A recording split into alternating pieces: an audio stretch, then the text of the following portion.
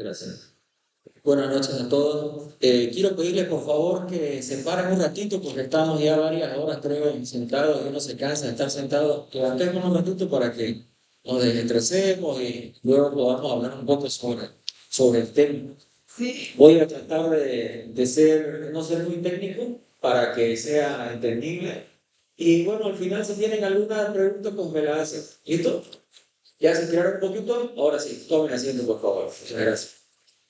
Bueno, les voy a hablar un poquito sobre el manejo inicial del traumatismo craneoencefálico y cómo vamos a evaluar la integridad de estos pacientes, ya que hay pacientes que tienen tendencia a que sea más grave su accidente, si podríamos llamarlo así, y hay pacientes que no necesariamente o tienen menos posibilidades de complicaciones. Siguiente, por favor. Como introducción, vamos a hablar de la definición del traumatismo cráneoencefálico, ¿ya? Entidad heterogénea, dinámica y evolutiva, o sea, quiere decir de que no es algo específico, ¿ya? Al ser una enfermedad, al ser un traumatismo, pues entonces puede ser muy diferente de un paciente a otro, ¿ya? Puede ser por un traumatismo focal, o sea, directamente hubo un golpe, se cayó, se golpeó la cabeza o le dieron con un palo en la cabeza, o puede ser producto, dice, o un daño difuso a consecuencia de un fenómeno de aceleración y desaceleración. O sea, el paciente se golpea de repente la cabeza sin mucha fuerza, si se podría decir, pero adentro el cerebro se golpea contra las paredes de la calota craneana y entonces también puede ocasionar otro tipo de daño. La clasificación, esto tienen que acostumbrarse, es muy importante que ustedes sepan la escala de coma de Glasgow porque de eso dependerá de la clasificación y del tratamiento que le vamos a dar al paciente. Entonces, hablamos de lo normal de una escala de coma de Glasgow es que el paciente esté 15 sobre 15. Aquí todos estamos 15 sobre 15, 14 de repente el que se está durmiendo, pero después todos 15 sobre 15. Entonces, un trauma craneal leve de 13 a 15. No quiere decir que si el paciente está 15 sobre 15, entonces no entra en el diagnóstico de trauma craneoencefálico. No, igual nos podemos golpear la cabeza, nos podemos desmayar y después llegar a la emergencia y estar totalmente conscientes, pero ya hemos sufrido un traumatismo craneoencefálico. Moderado cuando va de 9 a 12 y grave cuando está entre 3 y 8. De 8 para abajo. ¿Ya? Entonces, importante, el siguiente, por favor. Esa es la escala de coma de Glasgow. Importantísimo que se la aprenda, ¿vale? Evalúa tres parámetros importantes. La apertura ocular, el máximo en 4 puntos, la respuesta verbal, el máximo en 5 puntos, y la respuesta motora, el máximo en 6. Como no tenemos mucho tiempo, no me voy a poner a explicar cada uno, pero es muy importante que la aprendan, y si no se la pueden aprender todavía, que la tengan en el lugar donde trabajan, porque son médicos ya, y para los estudiantes tenganla ahí adelante en su cuaderno o en su carpeta donde ustedes lo tengan a mano para que se la memoricen, porque es muy diferente el tratamiento que le van a dar a un paciente que tiene 8 de Glasgow que al que tiene 9. Y un punto hace la diferencia. Entonces, si yo de repente en algún momento caigo en sus manos y tengo 8 de Glasgow, quiero que me den el tratamiento del 8 de Glasgow, no uno de 9. ¿Por qué? Porque si le dan un tratamiento diferente, pues el paciente les aseguro que va a ir mal. ¿Ya? Así que es muy importante y todo se basa en esto. Siguiente, por favor. Bueno, la incidencia, vamos a hablar un poco de la incidencia. Le pongo esa fotito. ¿Quiénes andan en moto aquí? Levante la mano, por favor, los que andan en moto, los que vienen a la universidad o hacen sus actividades. Nadie anda en moto, ni che. Millonarios, todo esto andan en movilidad allá. Bueno, después nadie más, acá otro. ¿Se ponen casco? Sean conscientes. ¿Se ponen casco o no se ponen casco? 300% más de probabilidades de tener un traumatismo craneoencefálico grave y morir por no usar casco y los que andan en vehículos por no usar el cinturón de seguridad. 300 veces más probabilidades de morir. Entonces, ahorita vamos a ver una fotito también de la mala costumbre que tienen de andar sin casco, andar sin cinturón de seguridad.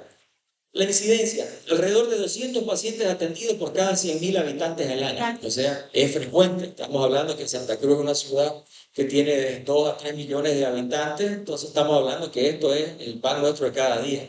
Y peor con tantos motociclistas por la calle, ni qué se diga. De estos 200 pacientes, que por cada 100.000, el 90% van a precisar atención médica y hospitalización, porque el otro 10% de repente se cae, medio se golpea la cabeza, no se desmayó, no tiene absolutamente nada, se levantó y se fue, pero los otros sí. 10 de cada 100.000 habitantes al año fallecen a consecuencias de un traumatismo encefalocraneano craneoencefálico. Altos costos económicos, como decía el doctor Zucker. Estos pacientes que tienen un TEC moderado o TEC grave van a terminar en una terapia intermedia, van a terminar en una terapia intensiva y el día de terapia intensiva, si es en una clínica privada, es carísimo y si es en un hospital, el costo que tiene que asumir el hospital para poder darle atención a ese paciente igual es altísimo. Secuelas de invalidez en pacientes jóvenes. O sea, ¿cuántas veces no vemos pacientes jóvenes, 25, 30, 35 años en edad laboral, con hijos pequeños, que son los que se hacían cargo de su familia y que después de un traumatismo craneoencefálico quedan postrados en cama en estado vegetativo persistente, que ya en vez de ser un apoyo para la familia y para la sociedad, más bien es una carga, ¿ya? Más frecuente en hombres, por supuesto, el hombre normalmente no mide las consecuencias, la mujer razona más que el hombre. Relación 3:1 y sobre todo entre los 15 y 25 años. La mortalidad muere en 35% debido a las lesiones cerebrales. De esos 200 pacientes, 35% va a morir. 50% mueren por lesiones expansivas secundarias, que eso es lo que nosotros tenemos que tomar en cuenta al momento del tratamiento. Tratar de disminuir todas esas lesiones secundarias que van a venir después del golpe. Porque por el golpe, ¿qué te va a pasar? Te van a hacer una herida en la cabeza, de repente te fracturas el cráneo, pero el problema es lo que viene después con el cerebro. ¿Ya? 8% a causa de complicaciones extracraneales. ¿Qué quiere decir? Estos pacientes que van a quedar postrados en cama y que van a necesitar de repente muchos días de intubación, traqueostomía, colocación de catéteres y sondas, todos esos van a terminar, como lo exponía anteriormente el doctor Zucca, como una sepsis y como un shock séptico, y van a terminar muriendo de repente por otra causa y no directamente por el traumatismo craneoencefálico. Siguiente, por favor. La evaluación inicial para los que trabajamos en emergencia es importantísimo que no nos olvidemos de nada, no dejemos nada sin ver. Y lo más inicialmente la anamnesis. Van a ver cuando les toca a ustedes que llegan los pacientes en ambulancia y pareciera que el médico que lo trae en la ambulancia, el único que quiere es hacerse el paciente, ya, tome. Ni siquiera le dicen, ¿saben qué, doctor? Este paciente lo traigo en tal lugar, tardamos media hora en sacarlo de su auto o no podíamos llegar. Entonces, el accidente fue leve, fue grave, iba a 100 kilómetros por hora, iba a 20 kilómetros por hora, tuvo vuelque campana, usaba o no usaba cinturón de seguridad o casco. Entonces, nada de eso. Solo anamnesis, preguntar al que trae al paciente o al familiar, importantísimo, que nos diga cómo fue el mecanismo y la cinemática del trauma. ¿Cómo fue? Si de repente fue que lo chocaron desde atrás o fue de un lado. Entonces, eso es muy importante porque ya eso nos va a hacer pensar qué tipo de lesión puede tener el paciente. ¿Ya? Entonces, cuando se habla de trauma, el A, B, C, D y el E, que yo lo puse ahí porque no es tan importante justo en el tema de traumatismo, pero este A, B, C, D es el pan nuestro de cada día. Ustedes siempre tienen que, para atender a un paciente, en especial politraumatizado, seguir estos pasos para no olvidarse. Primero, vía aérea, tiene que estar permeable. ¿Cómo nos damos cuenta que el paciente tiene una vía aérea permeable? Le hablamos, le preguntamos, señor, ¿está bien? Y si no responde, pues entonces ya tenemos que pensar que corre riesgo esa vía aérea, por más que el paciente todavía respire, pero ya esa vía aérea está en riesgo. ¿Ya? Entonces tenemos que asegurarnos de que de repente el paciente no estaba aplicando, coqueando, que no estaba de repente con un chicle en la boca, que no usaba prótesis dental. Todo eso hay que estar pendiente para que el paciente luego no se aspire o no hizo un cuerpo extraño en la vía aérea. La ventilación, importante, ya nos vamos dando cuenta si es que hay un daño neurológico o no, porque cambia el patrón respiratorio del paciente. Como dice ahí, el paciente puede comenzar a hacer apnea, o sea, respira, para de respirar y después otra vez una respiración. O una respiración de chain stop. Entonces el paciente comienza a respirar y ahí va más lento. Y hace como una pequeña apnea y de nuevo. Eso ya nos hace pensar de que el paciente puede tener un daño neurológico. ¿Ya? Entonces, si ustedes ven que su paciente está así, pues entonces ya comiencen a pensar de que ese paciente puede tener una alteración neurológica. C en circulación. La elevación de la presión arterial refleja el incremento de la presión intracraneal. Lo estoy dirigiendo más que todo hacia la parte neurológica. ¿Qué quiere decir? Si, por ejemplo, en la cabeza, en el cráneo, hay un hematoma que está comprimiendo el cerebro, eso hace que disminuya la cantidad de sangre que va a llegar al cerebro porque aumenta la presión intracraneal. Entonces el organismo, de forma inteligente y para compensar esto, comienza a tratar de subir la presión para que el flujo sanguíneo y cerebral mejore. Entonces, es medio raro que ustedes a un paciente que está politraumatizado esté más con tendencia a la hipertensión. Entonces, eso nos haría pensar de que puede haber un daño neurológico. Ahora, la mayoría de los pacientes politraumatizados graves pueden estar sangrando. Entonces, nos van a llegar hipotensos, pero por el sangrado. Y si nosotros nos abocamos, como por ejemplo en esa imagen que tiene una lesión en el brazo y que está sangrando, y no tomamos en cuenta de que más importante de repente es el daño neurológico, que el paciente necesita ser intubado, una tomografía y entrar a quirófano que le descompriman el cráneo, entonces como que lo vamos a dejar secuelado al paciente, ¿no? Entonces tenemos que ir bien. Evaluar escoriaciones, heridas cerradas, penetrantes o hundimientos. O sea, cuando ustedes revisan al paciente en sede de circulación o sangrado o hemorragia, entonces, si nosotros vemos que está con una herida grande en la cabeza, un escalpo, tratamos de hacer un vendaje compresivo inicialmente para no perder tiempo y que el paciente deje de sangrar. Pero si ustedes palpan y sienten ya que hay un hundimiento en el cráneo, entonces por supuesto que van a pensar que si hay un hundimiento en el cráneo probablemente está sangrando por dentro, y eso acompañado que tengamos un paciente somnoliento, desorientado, beligerante, que está hablando incoherencia, entonces tenemos que sospechar de que ese paciente por ese hundimiento del cráneo está sangrando o tiene algo más en la cabeza. Siguiente, por favor. El D lo pongo así aparte porque es lo más importante. Estamos hablando de traumatismo craneoencefálico, neurológico. Examen neurológico completo. ¿A qué se refiere esto? Lo primero, la escala de coma de Glasgow, porque eso nos va a decir si el paciente está con un traumatismo craneoencefálico leve, moderado o severo. Las pupilas, el reflejo pupilar, hay que ver si las pupilas están isocóricas, o sea, si están del mismo tamaño. La respuesta a la luz, si se dilatan o se contraen rápidamente, o si el reflejo está lento. Si están anisocóricas, o sea, si una pupila está chiquitita y la otra está grande. Ahora, también puede haber la posibilidad que estén discóricas. ¿Qué quiere decir esto, discórica? A los pacientes, por ejemplo, cuando los operan, por ejemplo, de cataratas o le hacen un cambio de lente intraocular, la pupila ya no queda redondita y el reflejo no es el mismo, la misma velocidad, ya la van a ver, la pupila en vez de estar bien redondita ya la van a ver media ovalada de repente. Entonces eso trae también dificultades al momento del diagnóstico, pero es importante. Ahora, el reflejo corneal, si ustedes ven que el paciente, sus pupilas están anisocóricas o están medias midriáticas, o sea, muy grandes, comienzan a buscar reflejo corneal, y lo tocan con una gasita la córnea y a ver si el paciente pestañea o no pestañea, que ninguno fue un reflejo de protección. Entonces, si no hay ese reflejo, ya nosotros vamos pensando que el daño neurológico es muy severo, entonces probablemente ese paciente ya está entrando en una muerte encefálica. Reflejo de oxígeno, este en caso de que ya ustedes diagnosticaron que su paciente está con un TEC grave, lo intuban y fue como intubar al muñeco.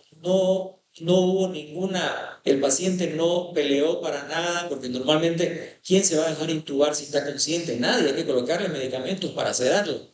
Pero si ustedes llegan y el paciente solo lo intuban y está totalmente relajado, no hubo necesidad de poner ningún sedante, ningún bloqueador neuromuscular, nada, entonces ustedes estimulan con el tubo, porque el tubo va a ocasionar que el paciente tosa. Entonces, si ustedes estimulan con el tubo y no hay ese reflejo de la tos, entonces ya es otro signo de que ese paciente puede estar con una muerte encefálica. Reflejo consensual, cuando ustedes con la linterna están evaluando las pupilas, primero enfocan con la linterna este ojo y miran este ojo, y después el otro, y ahí ven el reflejo. El reflejo es el reflejo pupilar, y el reflejo consensual es, alumbran este ojo, pero miran el otro. Entonces, cuando miran el otro ojo igual tiene que contraerse o dilatarse. Entonces, si también no hay ese reflejo, también es otro signo de que el cerebrito está fallando. Y el óculo cefálico o ojos de muñeca. Ustedes han visto las muñecas, las pembonas que llamaban antes, ¿no? Esas muñecas grandes, peloncitas, que ustedes la movían y mueven la cabeza para un lado y el ojo sigue mirando al centro. Entonces eso es lo normal. Pero si ustedes le hacen al paciente que está inconsciente, está intubado, sedado, le abren los ojos y el paciente igual sigue hacia el lado donde está y donde ustedes lo están moviendo, eso es anormal. También nos indica de que el daño neurológico es severo. ¿Ya? Parte del examen neurológico es evaluar la columna vertebral y las funciones motoras y sensitivas. ¿Por qué? Porque si el paciente no está pudiendo mover una parte, ya sea un brazo, una pierna o las dos piernas, no puede mover ni los brazos ni las piernas, ya nos indica de que el problema puede estar en la columna. Y si nosotros llegamos a diagnosticar, por ejemplo, que tiene una fractura en L5 o L4, ese mismo paciente tiene un 20% de probabilidad de que otra vértebra esté fracturada, pero no sea una vértebra contigua. O sea, si está fracturada la L4, no necesariamente va a estar fracturada la L3 o la L5. Entonces, eso los va a obligar a ustedes a que hagan estudios de toda la columna para descartar de que ese paciente no tenga otro daño neurológico. No solamente nos vamos a la técnica en esta parte. Ahora, si el paciente está irritable y le llega con la policía y le dice, no, este paciente estaba alcoholizado, y ustedes lo ven, el paciente que pelea, una cosa, habla incoherencia, ustedes no se dejen llevar por eso. Por más que le digan, no, es que estuvo bebiendo, es que se estuvo drogando y demás, no. Nosotros tenemos que descartar que ese paciente verdaderamente esté bien. Se le hace una tomografía. Es con más indicación que al paciente que está bajo efecto de bebidas alcohólicas o bajo efecto de drogas, hay que hacerle una tomografía porque ese examen físico que nosotros estamos haciendo no es tan preciso porque el paciente nos puede estar mintiendo. Ahora, si la respuesta ocular está ausente al ingreso, o sea, la respuesta, las pupilas están midriáticas, no se mueven, no hay el reflejo fotomotor, está abolido, y como dice Jesús, si la respuesta está ausente al ingreso y el reflejo oculocefálico también se encuentra alterada, mortalidad del 90%. Quiere decir que el daño neurológico es severo.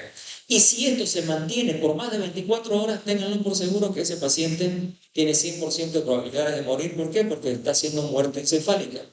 ¿Ya? Entonces, por eso es importante que ustedes tras que lleguen, lo revisen y lo evalúen al paciente. Porque si a ustedes se les va eso y de repente dice la familia, no, pero si mi familia llegó bien, estaba bien, yo lo vi, hablaba, se movía, todavía movía los pies o hacía algo, ¿no? Un paciente que llega con esos signos, con esos reflejos abolidos, prácticamente está en muerte encefálica. Entonces, eso queda registrado en la historia clínica y cuando la familia diga, no, es que no lo atendieron rápido, es que mi familiar llegó bien y ustedes no hicieron nada y por eso, porque hay muchos pacientes, muchos familiares que pueden hacer eso. Entonces, no señora, mira, aquí cuando llegó al examen físico está anotado. Pupilas dilatadas, arreflécticas, reflejo oculomotor abolido, reflejo de oxígeno abolido, reflejo consensual abolido. Entonces el paciente llegó con muerte encefálica. ¿Ya? Entonces ahí no hay vuelta. Siguiente, por favor. ¿En quiénes hay mayor riesgo? ¿Cuántas veces no vemos eso? ¿Cuántas veces no vemos eso? Escucha, yo lo veo en la calle y digo, ay señor, más tardecito lo voy a atender, porque seguro que van a llegar así. ¿En quiénes hay mayor riesgo? Los accidentes de alta energía, o sea, los que les gusta estar andando en moto sin casco y a alta velocidad. ¿No? O en vehículo está de moda que le saquen las capotas, las movilidades y demás y van a todo dar sin cinturón de seguridad, los mismos sin protección. Ya tienen mayor riesgo de tener un accidente, un traumatismo grave. Múltiples víctimas en el mismo accidente. ¿Qué quiere decir esto? Si, por ejemplo, vieron el otro día que se cayó una flota por Valle Grande, por ese lado de allá.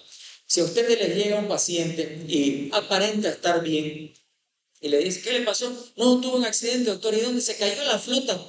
Y él aparenta estar bien, el paciente. No se cayó la flota y yo salí bien, doctor. ¿Y de la flota de cuántos murieron? Ah, 6 muertos y 35 heridos. O sea, el accidente ha sido grave. Ese paciente tiene altas probabilidades que de repente la lesión que tiene en ese momento es mínima.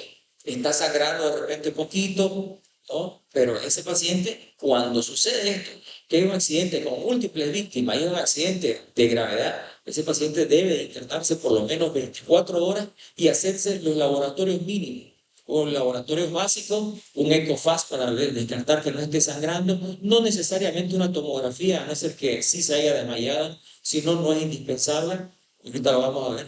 pero tenerlo en observación 24 horas para estar seguro que ese paciente no va a tener alteración del estado de conciencia, no va a comenzar con dolor, no va a convulsionar, entonces es importante. Pacientes mayores de 70 años, por supuesto, los extremos de la vida, hay mayor fragilidad. Entonces, esos pacientes tenemos que tener más cuidado. Y más aún si toman anticoagulantes. Entonces, nosotros podemos minimizar con los mismos pacientes. No, pero si fue un golpecito, doctora, apenas me resbalé, caí sentado y de ahí recién me golpeé la cabeza.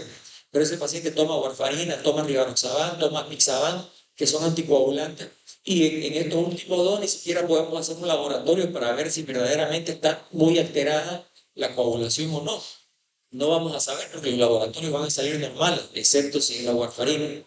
Entonces, ese paciente con un pequeño golpe nos puede hacer un hematoma, ¿ya? Entonces, por eso el paciente también mayor de 70 años, múltiples patologías de base. Si el paciente tiene también múltiples patologías de base y tiene un TEC que es leve, es preferible internémoslo durante 24 horas para ver que sus otras patologías no se vayan a descompensar, porque si es diabético, si es hipertenso, después de un accidente y del susto que le va a dar, probablemente su glicemia se eleve, su presión se eleve y lo mandan ustedes a la casa y el paciente no vuelve con un TEC, pero viene dentro de 3 días con una cetoacidosis diabética o viene con un ACV ya por una crisis hipertensiva, ¿ya? Otras lesiones graves concomitantes, o sea, hay que tener en cuenta si el paciente ya viene con una fractura de fémur o un trauma abdominal y demás, esos tienen mayor riesgo, ¿no?, de tener complicaciones neurológicas. Uso de vehículos recreacionales en equipo adecuado. Estamos hablando de las motos que usan de carrera, las quadratrack, los UTV, todo esto que deberían ser usados con todo, con casco, con cuelleras, con botas, con guantes, con todo eso, pero sin embargo la gente sale así. En una moto que es para una persona o de repente dos, mete cuatro, ninguno lleva casco, van por una vía y probablemente van por la izquierda, que es la vía rápida, en vez de ir por la derecha. Entonces, es la fórmula precisa para un accidente grave, ¿no? Entonces, estos pacientes son los que tenemos que tener más cuidado. Siguiente, por favor. Imágenes. Aquí le puse radio X, tomografía de cráneo. ¿Qué vamos a hacer? ¿A todo el mundo le pedimos una tomografía de cráneo? ¿Sí o no? ¿Qué opinan ustedes? ¿A todos le vamos a pedir una tomografía de cráneo? ¿Quiénes dicen que sí a todo que tiene un accidente de tránsito y se golpea la cabeza hay que hacer una tomografía? Levante la mano. Dos. ¿Y los demás? No. No, no, a todos pacientes no se le hace una tomografía de cráneo. Y los rayos X, peor. La radiografía, a no ser que tenga una fractura del cráneo con hundimiento, de repente sí, ustedes vayan a poder evidenciar en la radiografía, en la placa, que está fracturado, que está el hundimiento, pero a ese paciente que tiene una fractura y un hundimiento, sí o sí le van a terminar haciendo una tomografía. Entonces, ¿para qué van a perder el tiempo y haciéndolo gastar plata al paciente en hacerle una radiografía si igual va a necesitar hacer una tomografía? Yo creo que en mi hospital allá en no sé, piso firme que está de moda, no hay tomógrafo, no hay tomógrafo. Ah, no, pero igual, si entonces si ustedes creen que el paciente requiere una tomografía, refiéralo. Igual no va a ganar, lo único que va a hacer es retrasar su referencia, querer hacerle una radiografía. Si ustedes ven que el paciente tiene una herida con hundimiento de cráneo, no, ese paciente es para un tercer nivel, no tienen nada que hacer. ¿Qué van a ganar ustedes haciendo una radiografía a un paciente en un primer nivel si no tienen un neurocirujano? Nada, ¿no? Van a retrasar su traslado. Y entonces un paciente que está sangrando y está aumentando la presión intracraneana, de repente que llegue una hora antes o una hora después puede hacer mucha diferencia entre que llegue al hospital a tiempo y entren a cirugía y el paciente recupere o el paciente quede en estado vegetal. Entonces, indicaciones según el riesgo bajo, moderado o alto. Por lo que le mostré hace un momento, los que tienen alto riesgo y los que, por ejemplo, han tenido un accidente, un traumatismo, y han perdido el estado de conciencia, hay pérdida del estado de conciencia, entonces eso sí o sí se les hace tomografía. Paciente que aunque no haya no hubo pérdida de conciencia, pero sí es añoso y toma anticoagulantes la cinemática de trauma nos muestra que ha sido un accidente de alta energía, hay que hacerle una tomografía. Si es que el paciente está con mucho mareo, náuseas y vómitos, hay que hacer una tomografía, ¿ya? Porque esos son los que tienen mayor riesgo.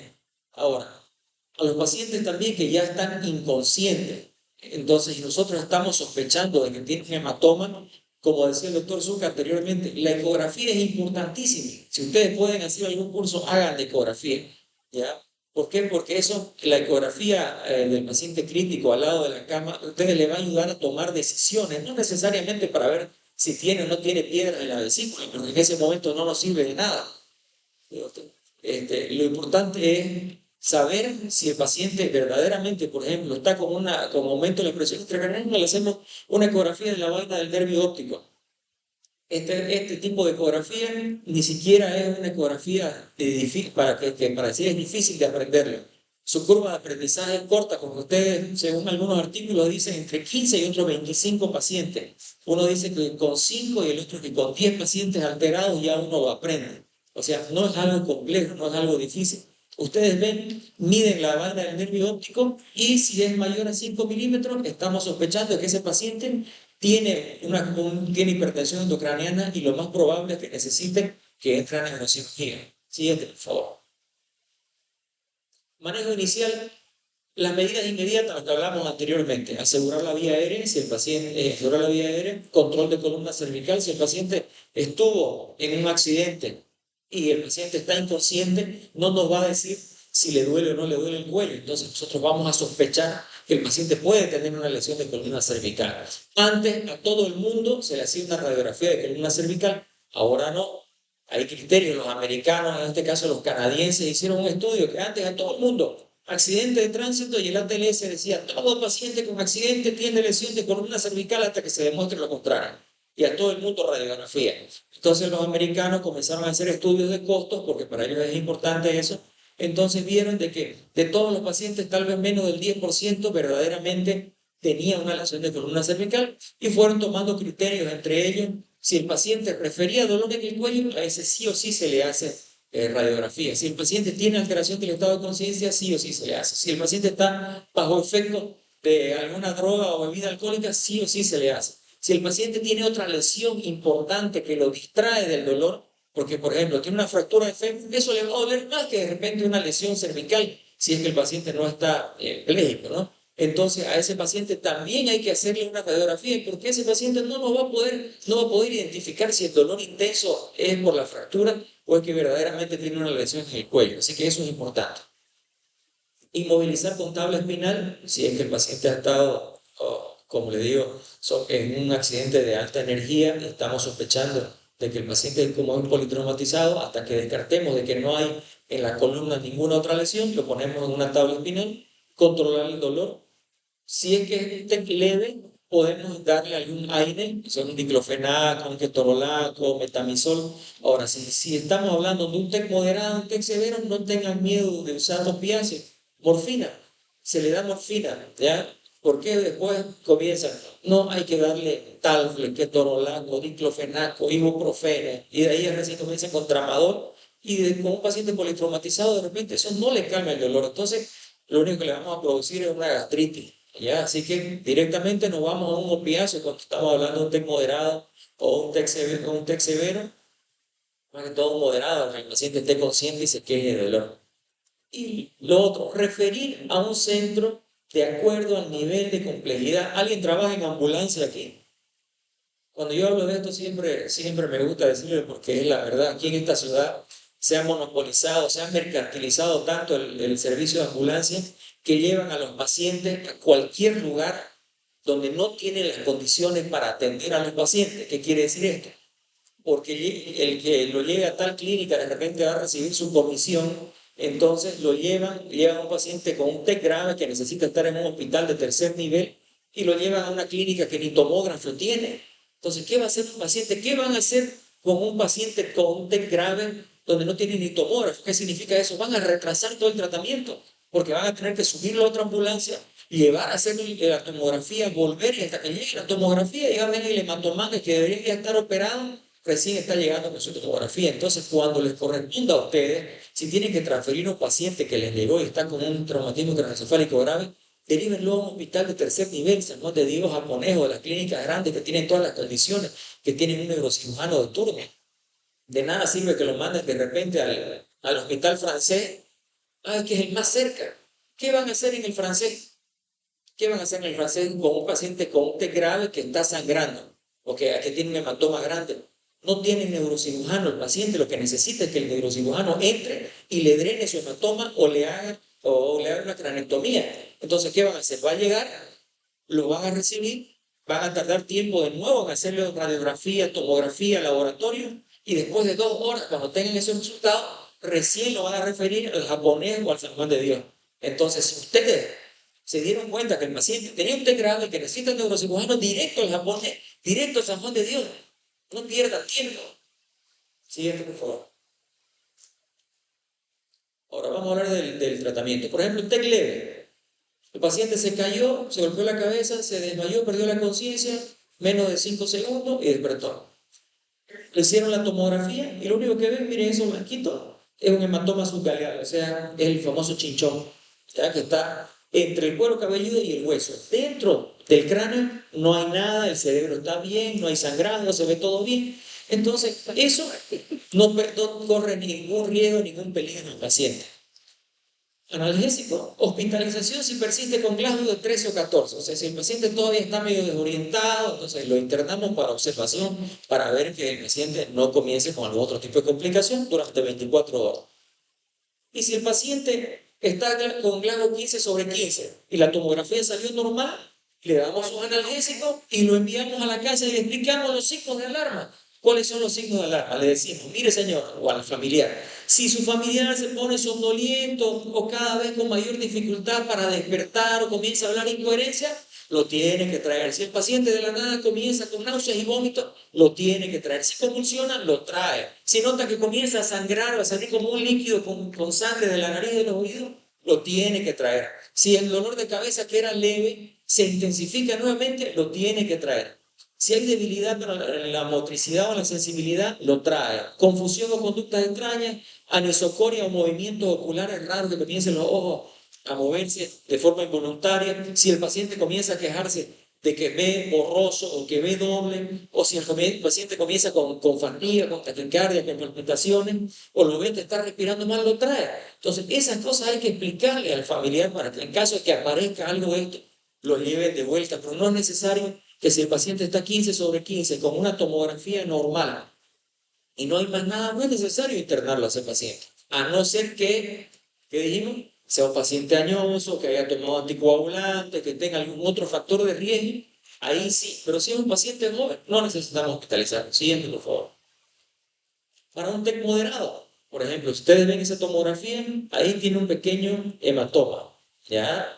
Ahí tiene una pequeña contusión hemorrágica, probablemente el paciente se golpeó en la frente y habitualmente las contusiones hemorrágicas salen contralateral al sitio del golpe porque el cerebro se mueve y golpea contra la pared interna de la calota craneal. Ese paciente sí necesita hospitalización en UCI o en UTI. ¿Por qué? Porque hay altos riesgos que el cerebro se hinche, comience a dermatizarse. A ese paciente tiene que monitorizarlo, de los signos vitales es una neuromonitorización. Estar controlando inicialmente el Glasgow cada media hora, las primeras 2 horas, luego cada hora, las siguientes 4 horas, y luego cada 4 horas, de 6 horas.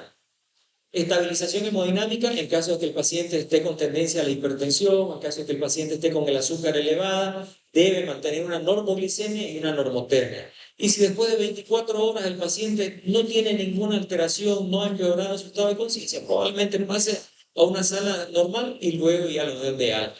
Siguiente, por favor. Ahora, que es muy diferente a un paciente con un TEC grave que tiene una escala de coma de Glasgow de 8 o menos. Como ustedes pueden ver ahí en esa tomografía, miren, tiene un hematoma subdural que está desplazando la línea media. Esa línea blanca que aparece ahí debería estar en el centro y debería ser simétrico, o sea, un lado igual que el otro. Y aquí esta tomografía, este cerebro, no se ve que ninguno de los dos lados está igual. ¿Ya? Entonces, y el paciente probablemente está inconsciente, no responde, no habla, no abre los ojos. Entonces, probablemente ese paciente esté en coma. Así que como ese paciente tiene mucho menos de Glasgow, hay que intubarlo porque corre el riesgo que se broncoaspire. Así que hay que intubarlo y colocarle su sedación, su analgesia. Monitorización de signos vitales, la neuromonitorización. En este caso es importante que el neurocirujano le ponga un catéter de monitorización de presión intracraneal. Entonces, hace una cirugía y le coloca el catéter para la medición de la presión intracraneal y debería estar entre 10 y 15. Si va más de 20, como dice allá, si la presión intracraneana es mayor de 20, estamos hablando ya de un síndrome de hipertensión endocraneal, ¿ya?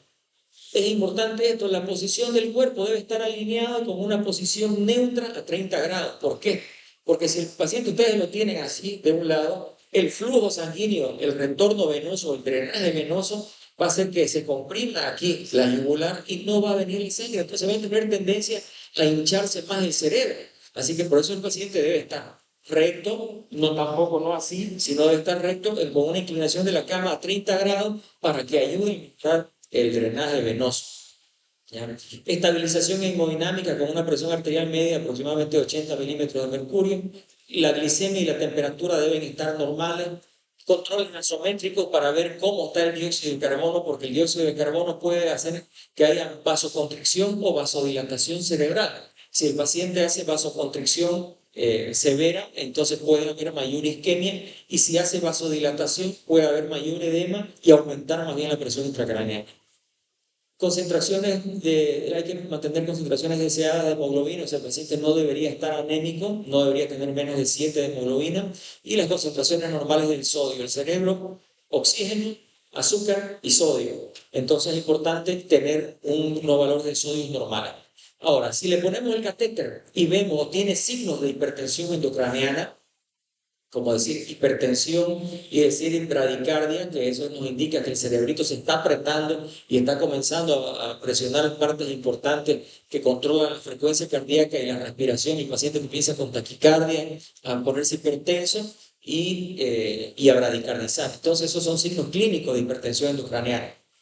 Ahí nosotros sospechamos que el paciente tiene una presión mayor de 20 milímetros y necesita urgente que entre a quirófano y le hagan una descompresión. Lo operen, le saquen un pedacito de hueso para que el cerebro tenga espacio donde expandirse. Podemos usar soluciones hipertónicas o manitol, cualquiera el que tengamos. La guía dice que es preferible las soluciones hipertónicas que el manitol, pero si ustedes de repente no tienen solución hipertónica y sí tienen manitol, se le hace manitol a 1 gramo por kilogramo de peso endovenoso en bolo. Cada 4 horas le pueden hacer bolos de manitol hasta que puedan referir al paciente.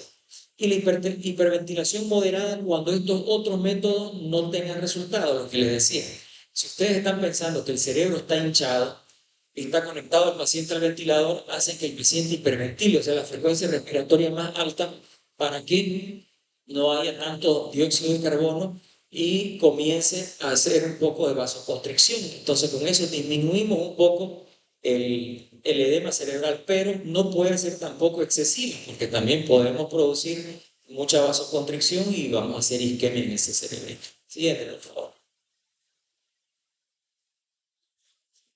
El tratamiento quirúrgico, importante, hematoma que causan desviación de 5 milímetros o más de las estructuras, como vimos en la anterior tomografía, que la línea media estaba desplazada. Y si ustedes se fijan allá, también en esa tomografía, la primera, la 1A, si ustedes se fijan, miren cómo todo está desplazado hacia un lado, hacia el lado izquierdo. En vez de verse una línea en el centro, todo está desplazado hacia el lado izquierdo. Entonces, por eso es que a esos pacientes que están así hay que hacer una craneotomía compresiva, porque quiere decir que están comprimiendo el cerebro y el cerebro está sufriendo, ¿ya? Fracturas craneales con hundimiento, como por ejemplo en esa tomografía, se llevan directamente a quirófano. Eso no hay lugar a dudas. Se hace una tomografía y se ven estas cosas, el neurocirujano debe de entrar inmediatamente a quirófano. Y las contusiones cerebrales hemorrágicas grandes, igual. Si tienen mayor, se hace una sumatoria, se saca una fórmula, y si tiene mayor a 30 ml de sangre en los hematomas, también debe entrar a quirófano. Siguiente, por favor. Ahora, lo que les hablaba, las lesiones secundarias no es tanto el golpe como tal que lo va a matar al paciente, sino lo que el golpe le produce al cerebro. El cerebro se va a hinchar. Si ustedes se fijan en esa tomografía, se ve toda difusa, borrosa, es porque está el cerebrito hinchado, no se ven los surcos, las cisuras, las involuciones, o sea, las arruguitas que debería tener el cerebro, no se las ve claramente. Eso es porque el cerebrito se está hematizando, ¿ya? Además de eso, tiene su hematoma, y si ustedes se fijan, el ventrículo solamente se ve un ventrículo, el otro ya está totalmente comprimido y por eso ya se ha borrado. Y está toda la línea media desplazada hacia un lado. Entonces, puede producir isquemia, reduce el flujo sanguíneo cerebral, que era lo que hablábamos, reducción de la presión de perfusión cerebral, Al aumentar la presión intracraneana no llega sangre porque la presión dentro del cerebro es mayor que la presión con la que debería llegar la sangre. Entonces, como que si la sangre solamente queda hasta ahí o disminuye la cantidad de sangre que debería llegar. Y el cerebro necesita tener un flujo sanguíneo importante. Lesión en masa, como se ve ahí, y el paciente, por supuesto, puede convulsionar también, ¿no? Entonces, todas estas lesiones que son secundarias al traumatismo son los que van a ocasionar que el paciente fallezca o tenga complicaciones o secuelas durante su hospitalización. Siguiente, por favor. Como conclusión, el traumatismo craneoencefálico es una enfermedad que requiere un manejo multidisciplinario. ¿Por qué? Es importante que el médico de emergencia reconozca y haga las cosas rápidas, pero es importante que pase a la terapia intensiva para que haya un neuromonitoreo estricto y es importante que el neurocirujano evalúe y solucione si es que tiene que entrar a quirófano. Entonces, no es que solo lo va a tratar el emergenciólogo o solo el terapista o solo el neurólogo o solo el neurocirujano, ¿ya? Es una causa importante de muerte e invalidez con costos directos e indirectos elevados. Y el principal objetivo de la atención urgente en un paciente con traumatismo craneoencefálico es evitar las lesiones cerebrales secundarias. Nosotros tratamos que el cerebro no se hinche, tratamos de que no aumente la presión intracraneana. ¿Por qué? Porque al disminuir esto, pues no va a haber ese daño neurológico, ese daño cerebral, y el paciente no va a quedar secuelado. Pero si no hacemos las cosas bien y rápido, lo más probable es que el paciente quede con secuelas graves. Siguiente, por favor. Eso es no hay un poco de la bibliografía, pueden buscarlo. Los cuidados generales del manejo de traumatismo craneoencefálico grave, el consenso latinoamericano, eso lo pueden encontrar en internet. Todo eso está en internet, es libre, no necesitan pagar y ahí les voy a explicar todo detalladamente y las recomendaciones que se dan, que son parte de las que yo les he hablado. Muchísimas gracias.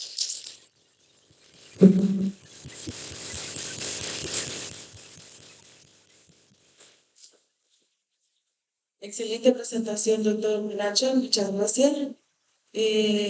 Por favor, les pediría un minutito si pudieran quedarse a su lugar. ¿Hubiera alguna pregunta para el doctor, por favor?